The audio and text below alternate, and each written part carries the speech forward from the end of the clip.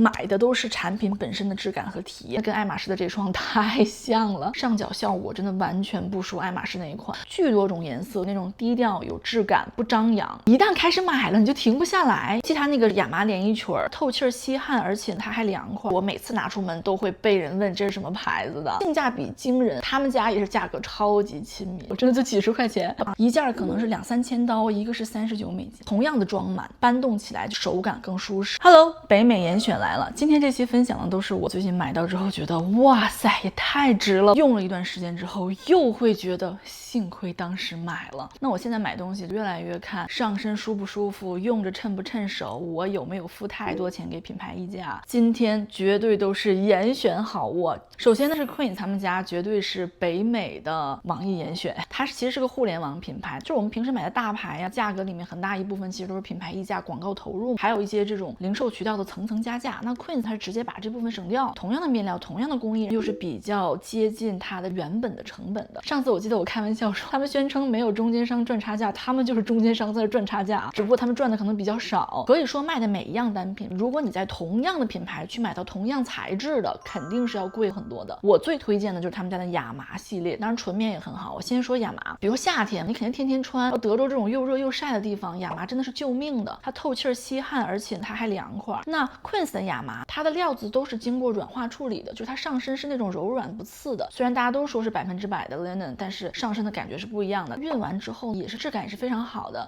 巨多种颜色，我觉得亚麻纯色呀，还有新出的这个枣红色，包括我身上的这件浅蓝色颜色也都非常好看。这个 vest 就是它既还有点正式，对吧？然后又很凉快，很好看，下面可以配裙子，我还配了一个长裤，亚麻衬衫，然后亚麻上衣、背心儿、连衣裙，还有那个 jumper 也很漂亮，就是连衣裤，还有宽腿裤，反正我觉得好看的我都会放在下面信息框。尤其它那个亚麻连衣裙非常好穿，你不管什么场合穿了出门就可以了。说到纯棉系列，我非常推荐他们的各种小连衣裙，你穿的纯棉的贴身的，它就是很透气很吸汗，还是很建议大家去买那种天然材质的纯棉亚麻，因为真的化纤的衣服不管你是洗还是穿在身上，其实都是有非常大量的微塑料被我们吸进去的。那除了这2个系列，他们家羊绒系列也非常有名。我上一次在介绍 Queen 的时候，底下还有人留言说强烈推荐 Cashmere 系列，确实是，就是他们比同类的那种大几百刀的羊绒衬衫真的就差不多的品质，但是我必须要说，就是你拿它去和 Loro Piana 去比，那肯定是不能比，但是它价格也差不了100倍，肉眼看上去没有很明显的区别，就是你100左右你就能买得到，甚至很多衣服100以下。而且羊绒 T 恤我非常推荐大家可以夏天尝试买几件穿，羊绒是一种比较特殊的适合夏天穿的材质，它不是羊毛啊，羊毛不适合夏天穿，但是羊绒很适合夏天穿，因为它透气性非常的好，而且它还有质感，所以呢希望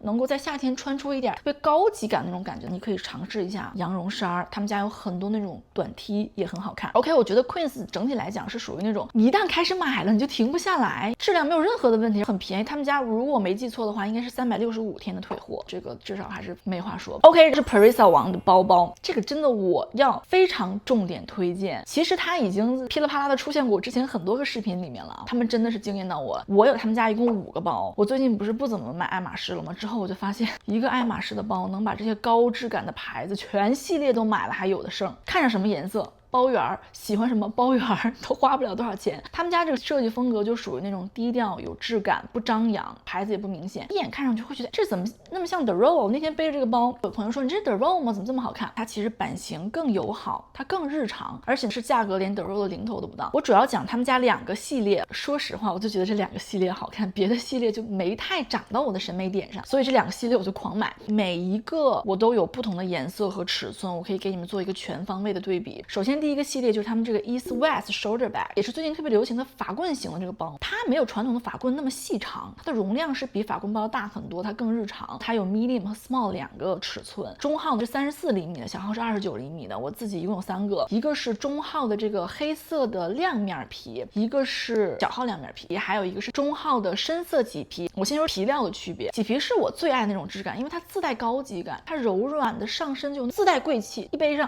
就好看。那麂皮最大的的优点就是它越用越耐看，它会有一种你自己使用的痕迹，它会跟你一起成长的那种感觉。深色的麂皮我背了大概大半年，比刚收到的时候还要耐看。亮面皮呢，日常更好打理，你刮风下雨的什么的也不太怕。中号的这个黑色的亮面皮基本上属于你出门穿什么都能背的款，超级的百搭。麂皮的我觉得也是属于这种春夏秋冬都可以背。然后我来说尺寸，就是34尺寸还是我最推荐的，因为它日常装手机、钱包、化妆包、纸巾、墨镜盒都没有问题。你去咖啡厅逛街吃饭的尺寸是最好用的。那这个小号说实话，就我这个170的身高来背会觉得稍微有一点小，但是它真的太实用了。因为有的时候你就不想背一个太大的包，就想要轻松一点，这里面又能装超多的东西，就它两边都有侧隔层，能够单独放钥匙、放钱包、放手机，放进去拿出来非常的方便，超级的实用。你哪怕参加一个比较正式的场合的话，小号可能也会更精致。OK， 第二个系列呢是他们这个大包，是他们的 Gabrielle 系列，它有38号和35号两个尺寸。这个包也是我每次拿出门都会被人问这是什么牌子的，每次都说是 Parisa 王，对面马上就掏出手机去查，就哇塞，这性价比也太高了。我自己有两个，38号是浅棕色，35号是深棕色的。38号这个尺寸非常适合当旅行包，特别能装东西。我上一期介绍我的那个母亲节好物，超能装。我现在出门我尽量带它，我都不带我那个 Birkin 35了，因为它们尺寸是一样的。其实说实话更耐磨，用起来也不是很心疼，再加上它其实质感更好，设计的也更科学一点。常用的电脑是 MacBook Air 啊、iPad A4 文件夹没有问题的，我的16寸的 MacBook Pro 也能塞进去，虽然有点紧。我觉得出门旅行出差完全就够用了，而且还能斜挎，它还有一个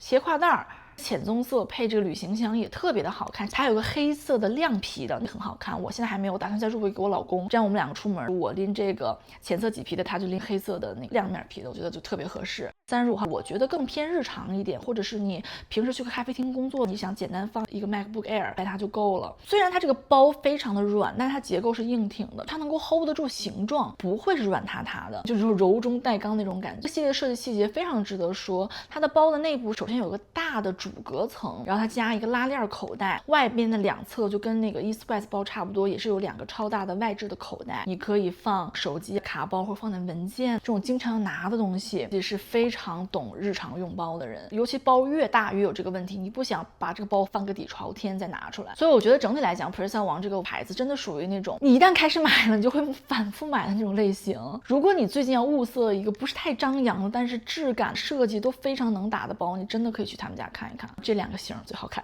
OK， 然后我来说这个 Steve Madden 的这个鞋子，我最近真的入了好几双。它其实是美国一个非常老牌的鞋的品牌，我印象中是我10几年前在留子时代的时候可能会买。我最近回过头来发现，他们确实做的很便宜，质量又不错，它不算轻奢，就是平价，真的是平价，穿出来跟大牌很像，性价比惊人。我觉得我最推荐的就是他们这个 Harmony Brown Suede， 有点像大 H 一样的这个麂皮的这个厚底凉鞋，它有各种各样的这个皮子版。我买的是这个深色麂皮的，它真的跟爱马仕的这双太像了，上脚效果真的完全不输爱马仕那一款，甚至我觉得比爱马仕还要舒服，因为它这里稍微宽一点点，就走路的时候没有那么容易掉。当然我必须要说爱马仕那一款也很好穿的，我自己那两双是一双黑的和一双白的。首先去年我的旅游在国内玩，去日本玩，去香港玩，我全都穿的这双鞋，因为太舒服，还想再买几双麂皮的。它麂皮应该只有一个墨绿色的，那个上脚显得我皮肤发黄，直到我发现这个牌子也有，我想我买一双试试，结果巨好穿。它是2.75寸的高度配，底子是这种软木的，跟爱马仕一样，撑脚很稳。如果你夏天打算去度假、去海边，或者就日常想要一双看起来又贵又好看又舒服的鞋，这双真的可以闭眼入。另外我还想顺带一提，这双纯皮的厚底鞋百搭通勤，我每天都在穿。你可以看到这个鞋子都被我穿成什么样子了，连续穿，超级舒服，因为它是平的，就它没有任何的坡，你不会觉得小腿累，它还能垫身高。我其实挺愿意穿厚底凉鞋的，虽然我也不矮，但是因为有的裤子比较长，尤其夏天穿那种亚麻的或者是特别 flowy 的裤子的时候，你不想让它趴在地上，而且我觉得这种鞋也不影响我开车，天天开车送孩子上学我就穿这双。如果你不太擅长穿厚底鞋开车，建议大家还是穿平底鞋开车。还有一个草边的，这个就不能开车穿了。我有的时候我特别想那种大长腿的感觉，我会穿这双，也是非常好看，特别有度假风。OK， 接下来是这个 Halara 的一系列运动风，他们家也是价格超级亲民，一件衣服可能30-40块钱，一个牛仔裤50-60块钱，先推他们家牛仔裤，面料超级软，上身舒服，甚至比一些贵的牌子还要好，版型也很修身，就它是那种牛仔裤做成了瑜伽裤那种感觉。但是我必须要提醒大家一下，他们家牛仔裤有一股味儿，加了什么柔软剂之类的东西，如果你对味道比较敏感，我觉得它洗了好几次还是有那个味道的，你可能要狂洗很多遍。我给大家推荐几款我比较喜欢的版型，首先是他们的阔腿裤，特别的舒服，它稍微有点肥，稍微注意往小号了买，比如说我穿 M 号就太大太肥了，可能small size 更好一点，亚洲的女生可能都要穿 XS 的可能才行。它这个喇叭裤巨好看，巨显瘦，我也特别喜欢，它的臀部修饰的也超好看。还有他们家的小短裙，就是他家网球裙有一个左边稍微有点开叉的，很性感，每次穿都还挺吸引眼球的。这个最早应该是谁带火的？梅梅，是她在参加什么活动的时候穿过，这一系列也很好看。还有连体衣，这件连体衣我每次穿都被人夸，我最近参加学校一个捐款活动就穿了这件衣服，真的就几十块钱，背着爱马仕去的，被一堆妈妈拦下来问你这件在哪买。它的设计是那种带点小性感又挺正式的版型，所以你外面套一件西装，你就可以非常的正式的 look， 然后你光着胳膊穿也好看，它后面稍微有一点点开气儿，你搭配场合很广，我觉得看起来又很高级，你又会经常穿的一个衣服，所以他们家我觉得你们还可以经常去逛逛。 OK， 然后是优衣库 U 今年的这个系列，其实今年这个系列我全套都买了，我当时想做分享，后来我太忙了就忘了。我超级推荐这件短夹克，首先我每个颜色都买了，它现在还在打折，它真的跟一件爱马仕的男装非常像，你们来对比一下。我这件爱马仕男装应该是前年的春夏装，还是在爱马仕活动上面买的，他们两个我觉得我都看不太出来区别，布料也是非常的像，一件可能是2-3千刀，一个是39美金。这件的面料是75%的人造丝加上25%的尼龙混纺，所以它这个比例能做出这个料子特别的垂顺，它的质感非常好，又柔软，它有点像那种柔软的西装料，但是版型就是 oversize 的，夏天穿很凉快，底下有松紧带。总之男生女生穿都非常的好看。 T 恤他们这一季也出了很多新的颜色，就属于男生女生都可以穿，料子好到没话说，非常的厚，它的配色调的也很高级很好看。就我觉得一个是它的短夹克，还有他们家这个 T 恤现在还在打折，非常值得入，你就闭眼买绝对没有问题。 OK， 是这个 Away 的 trunk， 这个是我必须要好好讲一下，因为他们真的让我重新思考旅行箱到底有没有必要买大牌这个问题。其实我本来是想要再买一个 Rimowa 的，我已经有2个了，也是 trunk 的，一个浅绿的，一个粉色的，都是当季的限量款，这2个我都很爱。但是我这次回去我想再买2个嘛，就真的我一上那个 Rimowa 的官网一看，就这个价格就有点祛魅的那种感觉，我就想说要么我看个 Away， 因为之前我给大家推荐过，就是 Away 也出了一样的款式，但是就只要400多块钱，我想要不买一个试试。 Away 的 trunk 甚至比这个 Rimowa 的容积更大一点点，它还轻一点点，同样的装满，搬动起来手感更舒适。它的设计呢也是 Rimowa 中间这个隔层是横着翻，就特别占地方。Away 的这个是竖着这么翻，你可以直接打开一边。如果在一个 hotel 这种狭小的空间，它也不是特别占地方。它里面的收纳分隔的也设计的更聪明，还有3个网袋加一个挂袋，分门别类的放衣服、内衣、洗漱用品都很方便。它的外壳也是100%的聚碳酸酯，所以它轻便又耐摔，360度的这个万向轮推起来也很顺。我是自己买了一个粉色，给我老公买了一个海颜色的，上面还刻了字儿。总之我觉得300-400块钱能买这么一个箱子真的很划算。然后来说一说这个舒适感的2个床垫。首先这个床垫呢是 Helix 这个 Moonlight Luxe， 这个是我研究的最久的，就说人这一辈子1/3的时间都在床上嘛，我真的觉得这个东西必须好好选。它这个故事是这样，就是我们当年从加州搬到德州的时候特别的仓促，床垫这个大件我就直接在亚马逊上随便买了一个，我当时想着就是说先用着嘛，结果一直用到了现在。我就觉得会不会是我每天早上起来都浑身疼，腰椎肩膀呢就不舒服，可能会和床垫有关。再加上我之前做手术那段时间，我就一直躺在床上，然后我就琢磨着那件事儿，我就想说床垫其实值得我多花钱去买。然后我做了超多的 research，YouTube 上有很多专门拆床垫的视频，那博主会把那个床垫剪开给你看，里面一层一层各种材料厚度，然后他们做实验，对比很多家的那个床垫品牌，我最后选的是 Helix 这个牌子。他们是官网有那种小 quiz， 它根据你的睡眠习惯，几个人你睡硬的睡软，你是侧睡还是平躺，是容易腰疼还是肩膀疼，它会给你推荐几款比较好的，你根据价格去选。我的这个是 Luxe， 其实它不是最贵的那一款，它中间档，它还有一个更贵的更优秀，特别厚，跟那个登机一样，太高了没有必要。最基础款的其实也很好，但是我想我说我好不容易我换一个床垫，就是一步到位买个最贵的嘛，我也不想买个最基础的，所以我选了中间这个 Luxe 这个版本。它的各项指标能够满足我所有的需求，硬度是 medium， 弹性非常好，非常 bouncy， 就是支撑很到位，睡上去你不会觉得陷得很深，因为我们亚洲人都习惯睡得稍微硬一点的哈，它不是那种梆梆硬，因为我是习惯侧睡的人，如果太硬的话，你的脖子就会疼。